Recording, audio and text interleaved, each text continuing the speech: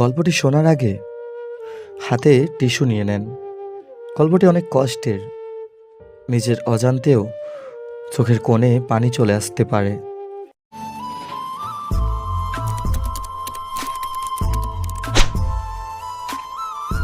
তোমাকে না বলছি অন্য ছেলেদের সাথে কথা বলতে না।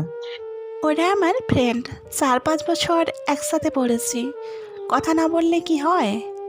তুমি নিষেধ করার পর আমি তো কোনো মেয়ের সাথে কথা বলিনি। তুমি তোমার মেয়ে বন্ধুদের সাথে কথা বলো, কোনো সমস্যা নেই তো। কিন্তু ছেলে বন্ধুদের সাথে কোনো কথা বলবে না, এটা আমি পছন্দ করি না। তোমার পছন্দ অপছন্দের আমার কিছু যায় আসে না। তুমি ছাড়াও আমার পার্সোনাল লাইফ আছে, যা আমি এড়িয়ে চলতে পারবো না। কি?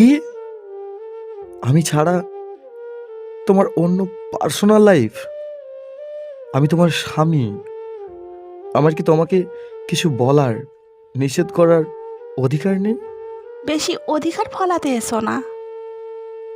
সরি, তোমাকে নিষেধ করা ভুল হয়েছে আমার। ক্ষমা চাই, ক্ষমা করে দিও আমায়। নিধির কথা শুনে আবির খুব কষ্ট পেল। আবির কল্পনাও করেনি এমন কথা বলবে বা বলতে পারে নিধি। নিজের অজান্তেই কয়েক ফোঁটা অশ্রু গড়িয়ে পড়ল।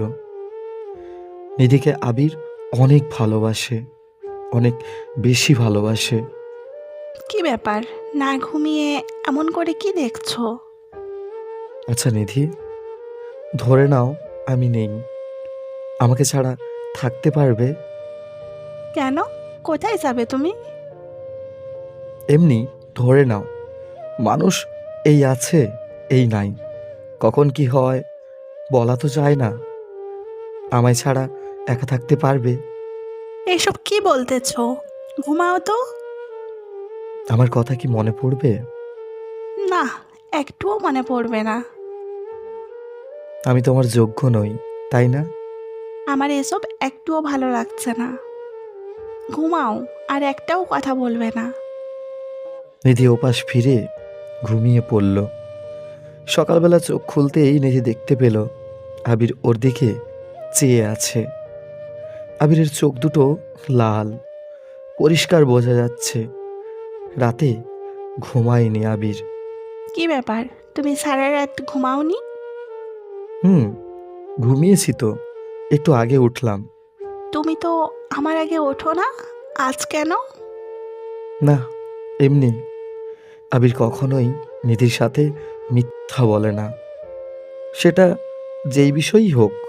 কিন্তু নিধি স্পষ্ট বুঝতে পারল আবির মিথ্যা বলছে। আবির সারা রাত ঘুমায়নি। আবির প্রতিদিন বের হবার সময় নিধির কপালে চুমু খেয়ে বের হয়। আজ দুবার চুমু খেলো। অন্যদিন হাসি খুশি যায়, আজ চুপচাপ, চোখে পানি ছলছল করছে। যাই বাবু। কয়েক পা এগিয়ে গিয়ে আবার ফিরে আসলো। কি হলো, কিছু ফেলে গেছো? না। তবে? কিছু না বলে নিধিকে জড়িয়ে ধরল, কপালে আবার চুমু খেলো। লক্ষ্মী হয়ে থেকো বাবু। নিজেকে কন্ট্রোল করতে পারছে না আবির, আর কিছু না বলে চলে আসলো। নিধির চোখে পানি। নিধি ভাবছে আবিরের কি হলো, ও তো এমন না। আবিরকে খুব ভালো করেই চিনে নিধি, প্রেম করে বিয়ে হয়েছে ওদের। আবির নিধির চেয়ে পড়াশোনায় কম, কিন্তু নিধি জানে আবির ওকে নিজের চেয়েও বেশি ভালোবাসে। আবির নিধিকে অনেকবার বলেছে, আমি কি তোমার যোগ্য? দেখো আবির, ভালোবাসা যোগ্যতা দিয়ে হয় না। তুমি আর এসব কথা বলবে না। নিধি আবিরের অনেক কথাই মানতে চাইতো না, যুক্তি দেখানোর চেষ্টা করত। আবির কিচ্ছু বলতো না, জোর করতো না। বিছানা ঠিক করতে গিয়ে নিধি একটা চিরকুট পেল, আবিরের লেখা। বাবু, তোমাকে ছাড়া থাকা কষ্টের, তোমার সাথে অন্য কাউকে দেখা আরও অনেক অনেক বেশি কষ্টের, যা আমি নিতে পারবো না, পারছি না।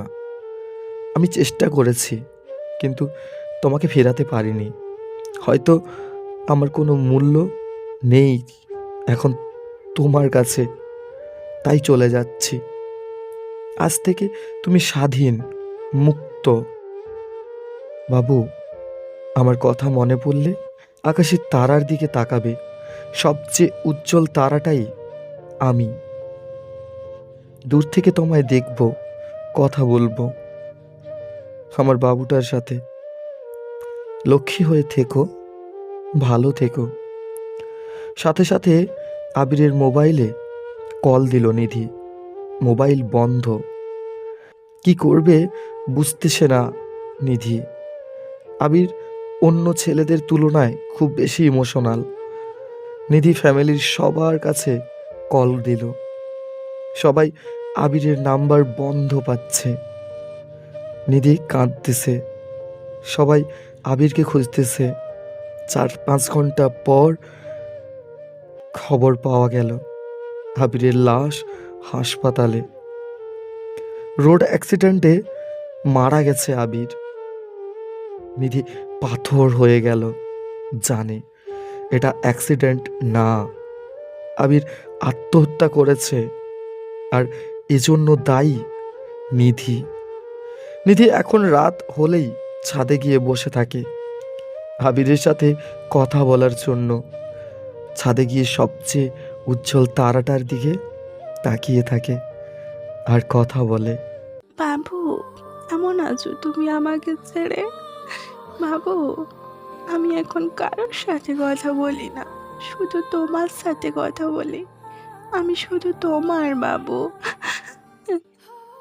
আমি তোমাকে অনেক কষ্ট দিচ্ছি বাবু, তাই না? আমি খুব পচা। কি বললে? আমার বাবুটা পচা না। তাহলে আমাকে একা রেখে চলে গেলে কেন?